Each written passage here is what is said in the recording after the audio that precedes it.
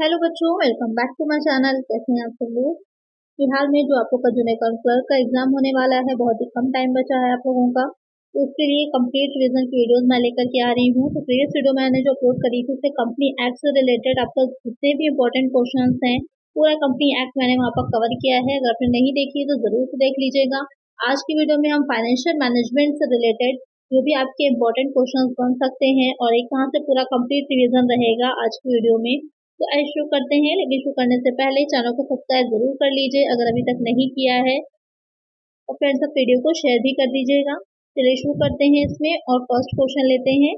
यहाँ पर आपको जो भी इम्पोर्टेंट चीजें हैं और एक चीज और, जो इम्पोर्टेंट न्यूमेरिकल क्वेश्चन है उस पर भी एक इम्पोर्टेंट वीडियो आप लोग की आनी है, जिसमें अलग अलग सब्जेक्ट से रिलेटेड जो आपके इम्पोर्टेंट एग्जाम में बन सकते हैं न्यूमेरिकल, वो मैं लेकर के आऊंगी, जिससे कि आपकी तैयारी अच्छे से हो जाए। और अगर उससे रिलेटेड आपके क्वेश्चन आते हैं न्यूमेरिकल तो आप इजीली उसे सॉल्व कर ले जाए। तो आइए शुरू करते हैं, लेकिन इसके लिए चैनल को सब्सक्राइब जरूर कर लीजिएगा कि जब भी मैं वो वीडियो अपलोड करूंगी तो आपको मिल जाएगी। चलिए फर्स्ट क्वेश्चन लेते हैं। The appropriate objective of an enterprise is. उद्यम का उचित उद्देश्य है maximisation of sales, maximisation of owners wealth, maximisation of profit, none of these. ये क्वेश्चन कई बार मैं करवा चुकी हूँ, लेकिन ये क्वेश्चन बहुत ही मोस्ट इंपॉर्टेंट क्वेश्चन है फाइनेंशियल मैनेजमेंट से रिलेटेड, जो आपके एग्जाम में पूछा जा सकता है। तो जब भी हम बात कर रहे हैं फाइनेंशियल मैनेजमेंट की, तो उसका मेन ऑब्जेक्टिव क्या रहता है, वो हो जाता है ओनर की वेल्थ को मैक्सिमाइज करना, ना प्रॉफिट को ना सेल को, वेल्थ को मैक्सिमाइज करना होता है। एक आंसर यहाँ पर ऑप्शन बी हो जाएगा। चलिए नेक्स्ट क्वेश्चन है। The job of a finance manager is confined to. वित्त प्रबंधक का काम सीमित होता है, यानी कि मेन काम क्या होता है उसका, rising fund, management of cash, raising of fund and their effective utilisation, none of these. तो यहाँ पर फंड को रेज करना ये भी होता है, कैश का मैनेजमेंट करना वो भी रहेगा, लेकिन मेन जो उसका अगर हम देखें एक कंप्लीट लाइन जो हमें मिल रही है, धन जुटाना और उसका प्रभावी उपयोग करना, फंड को रेज करना, फंड को साथ साथ इफेक्टिव यूटिलाइजेशन कैसे किया जा सके ये भी देखना। तो एक आंसर क्या होगा, ऑप्शन सी होगा। किसकी बात हो रही है, जो फाइनेंस मैनेजर होता है उसकी बात की जा रही है। चलिए नेक्स्ट क्वेश्चन है। फाइनेंशियल डिसीजन इन्वॉल्व, यानी कि जो आपके वित्तीय निर्णय होते हैं उसमें क्या शामिल होता है। फिर मैंने एक प्रैक्टिस सेट कराया था जहाँ पर सारे डिसीजंस को मैंने अच्छे से आप लोग को पढ़ाया था, ये भी था उसमें कि क्या क्या चीजें किसमें शामिल होती हैं। तो प्रैक्टिस सेट्स की वीडियो अगर आपने देखी होगी तो आपको अच्छे से पता होगा कि फाइनेंशियल डिसीजन में क्या क्या चीजें आती हैं। यहाँ पर है कि investment financing and dividend decision, investment financing and sales decision, financing dividend and cash decision, none of this. तो वित्तीय निर्णय फाइनेंशियल डिसीजन जो होते हैं उसमें क्या चीजें इन्वॉल्व रहती है, क्या क्या चीजें शामिल होती हैं। इसमें आपका कि इन्वेस्टमेंट कहाँ पर कितना करना है, कैसे वित्त पोषित फाइनेंस हमें कहाँ से मिल सकता है, और डिविडेंड हम कितना देंगे, लाभांश हमारा कितना होना चाहिए, उससे रिलेटेड डिसीजन। तो ये तीनों ही तरह के डिसीजन जो होते हैं वो फाइनेंशियल डिसीजन में लिए जाते हैं। तो एक आंसर क्या हो जाएगा हमारा, ऑप्शन ए हो जाएगा। बहुत ही इंपॉर्टेंट है ये तीनों पॉइंट कि इन्वेस्ट हमको कहाँ करना है, इन्वेस्ट करने के लिए जो हमको फाइनेंस चाहिए वो हमको कैसे मिलेगा, सोर्स क्या क्या है हमारे पास, और डिविडेंड हमको कितना देना है। तो एक आंसर है ऑप्शन ए। चलिए नेक्स्ट क्वेश्चन है। Net profit ratio signifies to the लाभ अनुपात दर्शाता है operational profitability, liquidity position, solvency, profit. तो इस पर एक अलग से भी रेशियो एनालिसिस के चैप्टर का मैंने एक वीडियो अपलोड करी थी नोट्स से रिलेटेड, जिसमें सारे मैंने इंक्लूड किए थे जितने भी आपके इम्पोर्टेंट रेशियोज हैं, और साथ ही उसकी एमसीक्यूज भी मैंने सॉल्व करा दिए थे, इसमें न्यूमेरिकल भी क्वेश्चन शामिल थे। तो इसलिए रेशियो एनालिसिस ज्यादा इसका मैंने इसमें शामिल नहीं किया है। अगर आपने नहीं देखी है तो वीडियो जरूर से देख लीजिएगा, आपको मिल जाएगी नोट्स, इंपॉर्टेंट नोट्स की वीडियोस में। यहाँ पर इससे रिलेटेड ज्यादा क्वेश्चंस नहीं रहेंगे, बाकी इसमें जो चीजें हैं फाइनेंशियल मैनेजमेंट में वो मैंने ज्यादा कवर करी है। तो यहाँ पर जो नेट प्रॉफिट रेशियोज होता है क्या बताता है, तो आपके अलग से डिफाइन किए जाते हैं, अलग अलग तरह के हमारे रेशियोज होते हैं। तो जो प्रॉफिटेबिलिटी रेशियो होते हैं उसमें आ जाता है आपका net profit ratio. Operational profitability की जब बिजनेस हमारा ऑपरेट कर रहा है, रन में है, तो वहां पर हमारे कितनी वो प्रॉफिट दिखा रहा है, कितनी प्रॉफिट हमको मिल रही है। एक आंसर क्या हो जाएगा, ऑप्शन ए। फॉर्मूला क्या होता है, net profit upon net cell into 100 हो जाता है। वो वीडियो नहीं देखी है जरूर से देख लीजिए, बहुत ही हेल्पफुल वीडियो है आपके लिए। चलिए नेक्स्ट क्वेश्चन है। Working capital turnover measures the relationship of working capital with. कार्यशील पूंजी कारोबार कार्यशील पूंजी के साथ संबंध को मापता है। Fix asset, sales, purchases, stock. अब लिखा इस तरह से क्वेश्चन जरूर है, लेकिन बेसिकली पूछ क्या रहा है इसमें, वर्किंग कैपिटल टर्नओवर जो है वर्किंग कैपिटल के साथ किसके रिलेशन को बताता है। तो आपको इसका फॉर्मूला अगर याद है तो आपको पता होगा क्या होता है formula, working capital upon net sales हो जाता है। नेट नहीं दे रखी तो सेल्स दे रखी, सीधे सीधे यही हमारा आंसर हो जाएगा। एक आंसर होगा ऑप्शन बी। तो इस तरह से भी क्वेश्चन बनेंगे, आपको पता होना चाहिए बस कि फॉर्मूला क्या होता है। चलिए नेक्स्ट क्वेश्चन है, dividend pay out ratio is लाभांश भुगतान अनुपात है। ये भी क्वेश्चन बहुत पूछा जाता है, इसको न्यूमेरिकल की तरह भी पूछा जा सकता है। तो यहाँ पर क्या रहेगा, PAT capital DPS upon EPS, preference dividend upon PAT, या फिर preference dividend upon equity dividend. PAT क्या है इसको समझ लीजिए, इसकी फुल फॉर्म हो जाती है प्रॉफिट आफ्टर टैक्स, इसकी फुल फॉर्म जो है ये रहेगी आपकी। अब यहाँ पर जो क्वेश्चन कह रहा है डीपीएस क्या हो जाएगा, डिविडेंड पर शेयर हो जाता है, ईपीएस क्या हो जाएगा, अर्निंग पर शेयर हो जाएगा। तो निकालने का फॉर्मूला क्या होता है, डिविडेंड पे आउट रेशियो का सबसे ज्यादा पूछा जाने वाला क्वेश्चन है ये, आपको हो जाता है डीपीएस अपॉन ईपीएस। जो हमारा डिविडेंड पर शेयर आता है उसको हम जो अर्निंग पर शेयर होती है उससे डिवाइड कर देते हैं, तो हमें पता चल जाता है डिविडेंड पे आउट रेशियो क्या होता है। कभी कभी शॉर्ट में डीपी रेशियो लिख देता है, तो उसको आपको पता होना चाहिए कि डिविडेंड पे आउट रेशियो को ही डीपी रेशियो बोलते हैं। न्यूमेरिकल भी बना के दे सकता है, तो डीपीएस दे रखा होगा, ईपीएस दे रखा होगा, आपको खाली कहेगा डिविडेंड पे आउट रेशियो निकालिए। आपको बस पता होना चाहिए कि कहाँ पर क्या चीज प्लेस की जाती है, और उसका आंसर इजिली निकाल लेंगे। चलिए नेक्स्ट क्वेश्चन है, the term EVA is use for, EVA शब्द का उपयोग निम्न के लिए किया जाता है। ये क्वेश्चन आपका पूछा गया है, तो 2018 में पेपर हुआ था, वहां पर ये क्वेश्चन पूछा गया था। Extra value analysis, economic value added, expected value analysis, engineering value analysis. तो ईवीए जो है किस लिए यूज होता है, तो बेसिकली फुल फॉर्म पूछ रहा है यहाँ पर ईवीए की, क्या हो जाएगी, इकोनॉमिक वैल्यू एडेड, ये हो जाती है इसकी फुल फॉर्म की आर्थिक मूल्य वर्धित। चलिए नेक्स्ट क्वेश्चन है, रिटर्न ऑन इन्वेस्टमेंट में बी इम्प्रूव बाई, जो निवेश पर प्रतिफल है उसमें सुधार कैसे किया जा सकता है। इंक्रीजिंग टर्नओवर, जो टर्नओवर है उसको बढ़ा करके, रिड्यूसिंग एक्सपेंसेस, जो हमारे एक्सपेंस हम कर रहे हैं उनको कम कर दें, इंक्रीजिंग कैपिटल यूटिलाइजेशन, कैपिटल के जो यूटिलाइज करना है, यानी फंड तो है हमारे पास लेकिन हम इसको प्रॉपर्ली यूज नहीं कर रहे, तो उसको हम ज्यादा अच्छे से यूटिलाइज कर सकें, या फिर इन तीनों के ही बेस से या तीनों के ही द्वारा, तो क्या हो जाएगा, ऑल ऑफ द अबव हो जाएगा। इन तीनों को ही ध्यान में रखना पड़ता है अगर हम इम्प्रूव करना चाह रहे हैं अपना रिटर्न ऑन इन्वेस्टमेंट। क्या मतलब है इसका, कि जो हमने इन्वेस्ट किया है अपना, जहां जहां भी हमने अपनी मनी को इन्वेस्ट किया उससे हम ज्यादा से ज्यादा हमको रिटर्न मिल सके, इसके लिए अपने टर्नओवर को बढ़ाएं, हम एक्सपेंसेस को कम करें, और साथ ही जो कैपिटल है उसका बेहतर यूटिलाइजेशन करें। तो एक आंसर क्या होगा हमारा, ऑप्शन डी हो जाएगा। बहुत ही अच्छा क्वेश्चन है, एग्जाम में पूछा जाने वाला क्वेश्चन है। नेक्स्ट क्वेश्चन है, फाइनेंशियल प्लानिंग डील्स विद, वित्तीय नियोजन में क्या शामिल होता है, preparation of financial statement, planning for a capital issue, preparing budget, all of the above. यहाँ पे क्या कह रहा है, जो फाइनेंशियल प्लानिंग हम कर रहे हैं, क्योंकि सबसे ज्यादा फाइनेंशियल मैनेजमेंट जो है उसमें इंपॉर्टेंट होती है फाइनेंशियल प्लानिंग। जितनी अच्छी आपकी प्लानिंग होगी उतना ही ज्यादा अच्छे से आप अपना आउटपुट दे पाएंगे।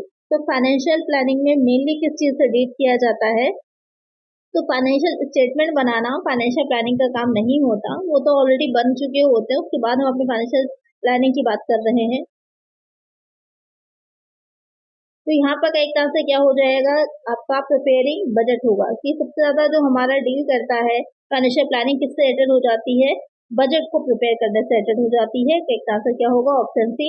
बजट हम पहले बनाते हैं कि कितना हमको कहाँ से अर्निंग हो सकती है, कितनी हमको कहाँ पर एक्सपेंस करना है, उसी के अकॉर्डिंग हम अपना पूरी फाइनेंशियल प्लान तैयार करते हैं। इसमें कि आपका जो कैश बजट है वो सबसे इम्पोर्टेंट बजट होता है। तो एक तरह से यहाँ पर हो जाएगा ऑप्शन सी। चलिए नेक्स्ट क्वेश्चन है,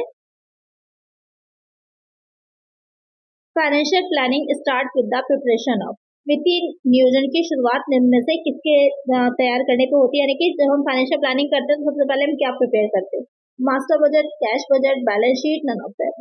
तो जब भी हम अपनी फाइनेंशियल प्लानिंग करते हैं तो सबसे पहले क्या करते हैं, तो इसमें से तीनों ही जो पॉइंट दे रखे हैं वो नहीं सही होंगे, ऑप्शन डी करेक्ट हो जाएगा, नन ऑफ दैट। क्यों, क्योंकि जब भी हम फाइनेंशियल प्लानिंग कर रहे होते हैं तो सबसे पहले हम ये देखते हैं, सबसे पहले ये डिटरमाइन करते हैं, फर्स्ट स्टेप जो हमारा होता है कि कितनी कैपिटल हमको रिक्वायर्ड है। सबसे पहले हम ये आइडिया लगाते हैं कि कितनी कैपिटल हमको चाहिए है। तो none of the above option आपका करेक्ट होगा। ये तीनों ही बात के स्टेप्स है। पहला स्टेप हमारा होता है कि डिटरमाइन करना रिक्वायरमेंट ऑफ कैपिटल। चलिए नेक्स्ट क्वेश्चन है, process of financial planning ends with, वित्तीय विनियोजन की प्रक्रिया निम्न के साथ समाप्त होती है। preparation of projected statement, preparation of actual statement, comparison of actual with projected, ordering the employee that projected figures come true। तो यहाँ पर क्वेश्चन जो कह रहा है कि फाइनेंशियल प्लानिंग जो होती है उसका लास्ट का एंड का प्रोसेस क्या है या लास्ट स्टेप क्या होता है, अनुमानित विवरण तैयार करना, वास्तविक विवरण तैयार करना, वास्तविक की अनुमानित से तुलना करना, कर्मचारियों को आदेश देना कि अनुमानित आंकड़े सही हो। तो यहाँ पर मेन होता है लास्ट में कंपेयर किया जाता है जो हमारी एक्चुअल थी और जो हमारी प्रोजेक्टेड, जो हमने आइडिया लगाया था कि इतनी होनी चाहिए और एक्चुअल में जितना हुआ है हमारा, जो भी हमने डिसीजंस लिए थे, जो भी हमने प्लान तैयार किया था उसके अकॉर्डिंग जो एक्चुअल में हुआ है, तो उनके बीच में कंपेयर किया जाता है जिससे कि जो भी हमारे वेरिएंसेस आए हैं उसको एनालाइज करके सही किया जा सके। तो एक आंसर क्या हो जाएगा, ऑप्शन सी हो जाएगा। चलिए नेक्स्ट क्वेश्चन है, capital budgeting is a part of, बहुत ही इंपॉर्टेंट कैपिटल बस्टिंग होता है, इससे रिलेटेड मैंने आपको वीडियोस प्रोवाइड कराई हैं, क्लासेस की वीडियो में भी आपने अगर देखी है तो आपको अच्छे से पता होगा कि कैपिटल बस्टिंग क्या होती है। तो पूंजी बस्टिंग का एक हिस्सा है investment decision, working capital management, marketing management, capital structure. तो कैपिटल बस्टिंग का एक जो इम्पोर्टेंट हिस्सा होता है वो हो जाते हैं इन्वेस्टमेंट डिसीजन की निवेश निर्णय, क्योंकि कैपिटल बस्टिंग में मेनली यही देखा जाता है कि कितनी हमको कैपिटल चाहिए है, कहाँ कहाँ हम उसको इन्वेस्ट करेंगे, और ये लॉन्ग टर्म एसेट जो होती है मेनली उनसे रिलेटेड होता है। तो यहाँ पर इन्वेस्टमेंट डिसीजन जो होते हैं वो उसका एक पार्ट होता है। एक आंसर क्या हो जाएगा, ऑप्शन ए हो जाएगा। बाकी चीजें भी इंपॉर्टेंट है लेकिन मार्केटिंग मैनेजमेंट तो आएगा ही नहीं इसमें, कैपिटल स्ट्रक्चर पूरा अपना एक अलग हो जाता है। तो यहाँ पर सबसे इंपॉर्टेंट जो है वो इन्वेस्टमेंट डिसीजन होता है। चलिए नेक्स्ट क्वेश्चन है,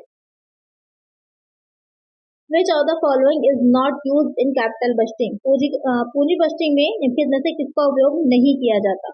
time value of money, sensitivity analysis, net asset method, cash flow. तो जब हम कैपिटल बस्टिंग कर रहे होते हैं तो उसके भी कुछ फॉर्मूलाज होते हैं, कुछ चीजें होती हैं, कुछ अप्रोचेस होती हैं जिनके बेसिस पे की जाती है। उसमें क्या शामिल नहीं होता, तो नेट एसेट मेथड जो है ये कुछ भी शामिल इसमें नहीं होता, तो संपत्ति विधि इसमें नहीं आती है। तो कई आंसर क्या होगा हमारा, ऑप्शन सी, क्योंकि पूछ रहा था कि क्या शामिल नहीं होगा। चलिए नेक्स्ट क्वेश्चन है, Which of the following is not true with reference to capital busting? पूंजी बस्टिंग के संदर्भ में निम्नलिखित में से कौन सा कथन सत्य नहीं है? Capital budgeting is related to asset replacement decision, cost of capital is equal to minimum required return, existing investment in a project is not related as sunk cost, timing of cash flow is relevant. यहाँ पर क्या कह रहा है कि क्या correct नहीं है, क्या फॉल्स होगा, मेनली मतलब नॉट ट्रू यानी कि फॉल्स क्या है इसमें। तो पहला पॉइंट जो कह रहा है कि पूंजी बस्टिंग पर संपत्ति प्रतिस्थापन निर्णय से संबंधित है, तो उसमें रिप्लेसमेंट से रिलेटेड ये सारे डिसीजन लिए जाते हैं, करेक्ट है। Cost of capital is equal to minimum required return, ये भी करेक्ट है कि जितना हम रिटर्न चाह रहे हैं उस कैपिटल से उतनी ही उसकी कॉस्ट उसी के अकॉर्डिंग आनी चाहिए, तभी हम वो स्ट्रक्चर को प्रिपेयर करेंगे। सी वाला पॉइंट जो कह रहा है कि एग्जिस्टिंग इन्वेस्टमेंट जो है प्रोजेक्ट में उसको सम कॉस्ट की तरह ट्रीट नहीं किया जाता। सम कॉस्ट क्या होती है, एक ऐसी लागत है जो आप ऑलरेडी लगा चुके हैं और अब वो वापस नहीं आएंगी। तो जो एग्जिस्टिंग इन्वेस्टमेंट है आप कर चुके हैं, अब वो क्या है आपके सम कॉस्ट में आ सकती है। तो यहाँ पर ये सी वाला पॉइंट ही क्या हो जाएगा, रॉन्ग हो जाएगा पूंजी बस्टिंग से कैपिटल बस्टिंग के बारे में। करेक्ट आंसर क्या हो जाएगा, ऑप्शन सी हो जाएगा। चलिए नेक्स्ट क्वेश्चन है, real rate of return is equal to, वार्षिक प्रतिफल दर बराबर होती है nominal rate into inflation rate, nominal rate upon inflation, या फिर माइनस कर देंगे या फिर ऐड कर देंगे। तो रियल रेट ऑफ रिटर्न जो होता है उसमें आपकी nominal rate upon inflation rate होती है। स्क्रीन पे आप इसका फॉर्मूला देख रहे होंगे, एग्जैक्टली फॉर्मूला क्या है, इसका न्यूमेरिकल भी बन सकता है लेकिन इतना डिफिकल्ट लेवल नहीं पूछेगा, वो नेट में आता है। आपका जो अकाउंट का एग्जाम है उसमें इतना ज्यादा डिफिकल्ट नहीं पूछेगा, यहाँ पर मेन आपका ये फॉर्मूला पूछ सकता है। तो करेक्ट आंसर हो जाएगा ऑप्शन बी। चलिए नेक्स्ट क्वेश्चन है, risk in capital budgeting is same as, पूंजी बजट में जोखिम निम्न के समान है, uncertainty of cash flows, probability of cash flows, certainty of cash flows, none of the above. जो कैपिटल बस्टिंग हम कर रहे होते हैं उसमें जो रिस्क फैक्टर होता है वो किसके बराबर होता है, तो सबसे ज्यादा कैपिटल बस्टिंग क्या है, फ्यूचर से रिलेटेड है। तो वहां पर हमारा सबसे ज्यादा रिस्क ये होता है कि अनिश्चित है, फ्यूचर हमारा क्या है, अनिश्चित है। तो फ्यूचर में कितना कैश फ्लो उससे रिलेटेड होगा उसकी अनिश्चितता होती है। तो करेक्ट आंसर क्या हो जाएगा हमारा, ऑप्शन ए हो जाएगा। मीन्स कहने का ये होता है, कैश फ्लो से मीनिंग ये होता है कि जितना हमने लगाया होता है अपना अभी इन्वेस्टमेंट किया है हमें, तो ये नहीं पता कि उससे जो हमको रिटर्न में मिल रहा है कितने टाइम पीरियड में उतने ही हमको पैसा वापस आ पाएगा। ये चीज मेनली होती है, जो कैश कितना इनफ्लो होगा उससे रिलेटेड यहाँ पर अनसर्टेनिटी बनी रहती है। तो एक आंसर होगा ऑप्शन ए। चलिए नेक्स्ट क्वेश्चन है, in capital budgeting the positive NPV result in, पूंजी बजट में सकारात्मक एनपीवी क्या होती है, नेट प्रेजेंट वैल्यू, यानी कि किसी भी चीज में जो भी हमने इन्वेस्टमेंट किया उसकी अभी करंट में कितनी शुद्ध मूल्य आ रहा है। Negative economic value added, positive economic value added, यहाँ पर पॉजिटिव एनपीवी है तो यहाँ पर आपका पॉजिटिव इकोनॉमिक वैल्यू एडेड होगा कि सकारात्मक आर्थिक मूल्यवर्धन उसका कितना है। तो एक आंसर होगा हमारा ऑप्शन बी। नेक्स्ट क्वेश्चन है, cost of capital refers to, पूंजी की लागत से तात्पर्य है फ्लोटिंग कॉस्ट से, डिविडेंड से, required rate of dividend return से, नन ऑफ द अबव। तो कॉस्ट ऑफ कैपिटल जो है उसका मीनिंग क्या होता है, तो मैंने पहले बताया था कि जितनी हमें लागत आ रही, कॉस्ट आ रही है और उससे हमें उतना रिक्वायर्ड रेट ऑफ रिटर्न मिल रहा है कि नहीं, प्रिंसिपल की उतनी दर हमको मिल रही है या नहीं, तो किससे रिलेटेड होती है, रिक्वायर्ड रेट ऑफ रिटर्न से, आवश्यक रिटर्न दर से। तो एक आंसर होगा हमारा ऑप्शन सी। तो अलग अलग जो आपके हैं जैसे कि शेयर कैपिटल है, प्रेफरेंस शेयर है, डिविडेंड है, रिटेन अर्निंग है, इन सब की कॉस्ट ऑफ कैपिटल होती है और वो निकाली जाती है। चलिए नेक्स्ट क्वेश्चन है, which of the following sources of fund has an implicit cost of capital, निम्नलिखित में से किस फंड के स्रोत में पूंजी की निहित लागत होती है, equity share capital, preference share capital, debenture, retain earning. तो यहाँ पर एक आंसर जो है वो आपका रिटेन अर्निंग है, प्रतिधारित आय है। मीन्स आपका कहने का मतलब है इम्प्लिसाइड कॉस्ट ऑफ कैपिटल का मतलब ये है कि आपके पास जो भी प्रॉफिट या जो भी चीजें अवेलेबल है उसको कहीं बाहर इन्वेस्ट ना करके उसको आप अपने ही बिजनेस में इन्वेस्ट कर रहे होते हैं, तो उसे इम्प्लिसाइड कॉस्ट ऑफ कैपिटल कहते हैं। तो करेक्ट आंसर क्या हो जाएगा हमारा ऑप्शन डी होगा, क्योंकि रिटेन अर्निंग जो होती है, जो भी आपके प्रॉफिट्स होते हैं, आपके पास एक्स्ट्रा बचा हुआ है, आपने उसको डिविडेंड ना दे करके किसी और नाम से डिस्ट्रीब्यूट ना करके उसको रिटेन करके रखा होता है, तो उसको भी आप इन्वेस्ट करते हैं, तो उसकी भी कॉस्ट निकाली जाती है। चलिए नेक्स्ट क्वेश्चन है, cost of capital for government security is also known as, सरकारी प्रतिभूतियों के लिए पूंजी की लागत को इस रूप में भी जाना जाता है, जोखिम मुक्त ब्याज दर, अधिकतम रिटर्न दर, सावधि जमा पर ब्याज दर, उपरोक्त में से कोई नहीं। तो जो गवर्नमेंट सिक्योरिटीज होती हैं, सरकारी प्रतिभूतियां हैं, उनकी जो कॉस्ट ऑफ कैपिटल होती है उसे और किस तरह से समझ सकते हैं, तो उसे हम risk free rate of interest कहते हैं, जोखिम मुक्त ब्याज दर होते हैं क्योंकि उसमें गवर्नमेंट से रिलेटेड होती है। तो अब हमको ये होता है कि हमने जितना भी इन्वेस्ट किया उतना हमको मिल जाएगा, हमारा पैसा डूबेगा नहीं, तो इसलिए उसको risk free rate of interest कहते हैं। एक आंसर क्या हो जाएगा, ऑप्शन ए हो जाएगा। चलिए नेक्स्ट क्वेश्चन है, cost of capital for bonds and debentures is calculated on, bond और डिबेंचर के लिए पूंजी की लागत की गणना इस आधार पर की जाती है, before tax basis, after tax basis, risk free rate of interest basis, none of that. तो बॉन्ड्स और डिबेंचर जो होते हैं तो उनकी जो हम कैलकुलेट कर रहे होते हैं तो उसे हम आफ्टर टैक्स के बेसिस पर कैलकुलेट करते हैं, करके बाद के आधार पर कैलकुलेट करते हैं। तो प्रेफरेंस शेयर्स की निकाली जाती है, बिफोर टैक्स निकाली जाती है, और जो आपकी डिबेंचर्स की निकाली जाती है वो आफ्टर टैक्स बेसिस निकाली जाती है। एक आंसर क्या होगा, ऑप्शन बी हो जाएगा।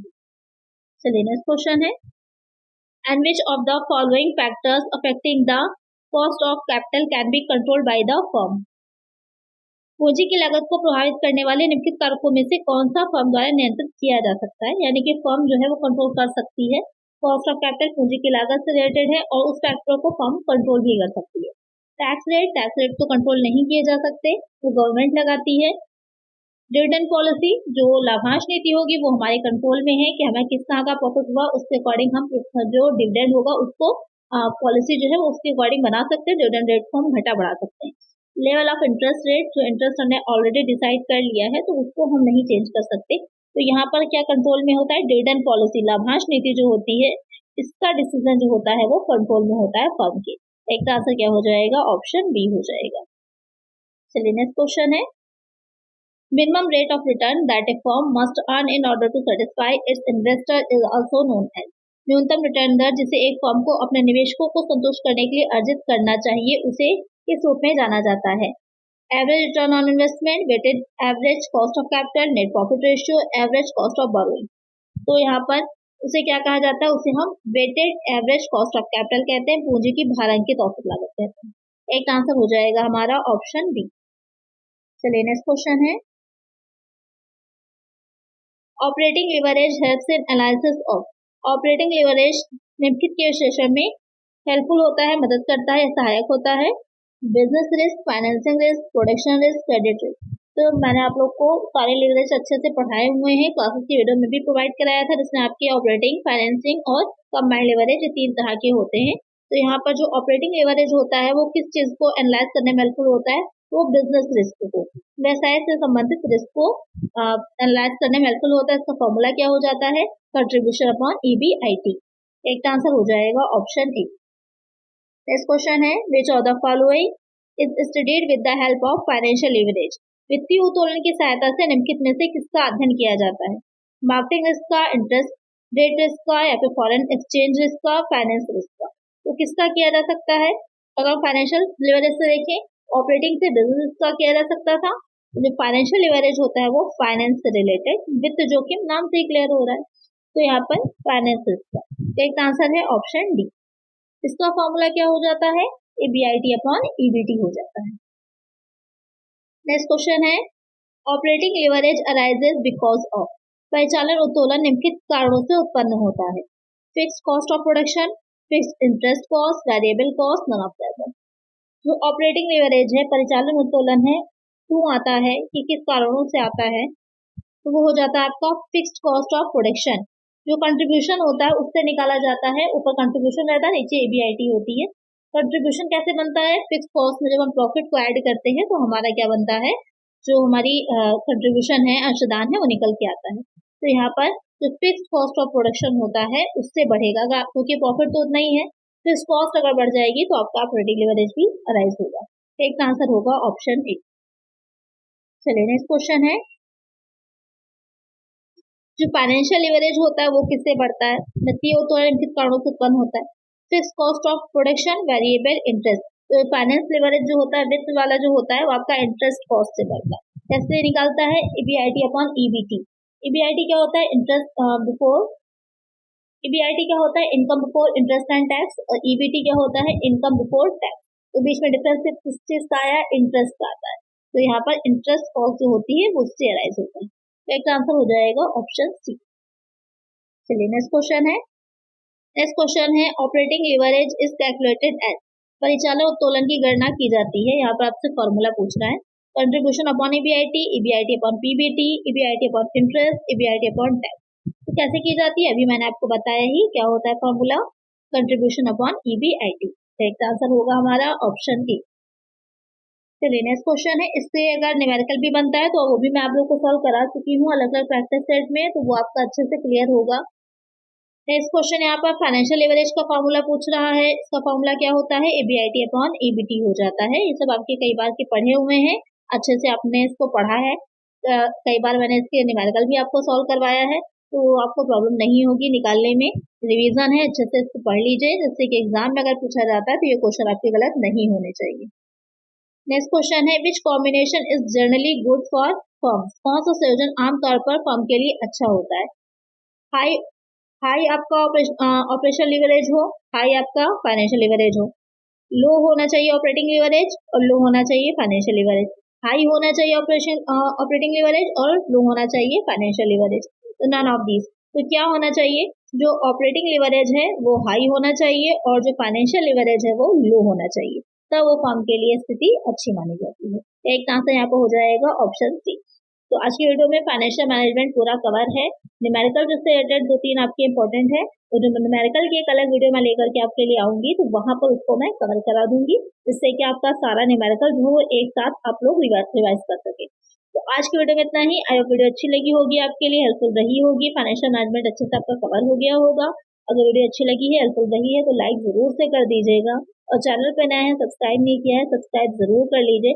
50% बच्चे ऐसे हैं जो देखते हैं लेकिन सब्सक्राइब नहीं करते, आप लोग सब्सक्राइब कर लीजिए। आगे भी जो आपके एग्जाम्स हैं उसके लिए भी आपको काफी हेल्पफुल वीडियोस मिलेंगी इस चैनल पे। चलिए मिलते हैं हम नेक्स्ट वीडियो में। Thank you.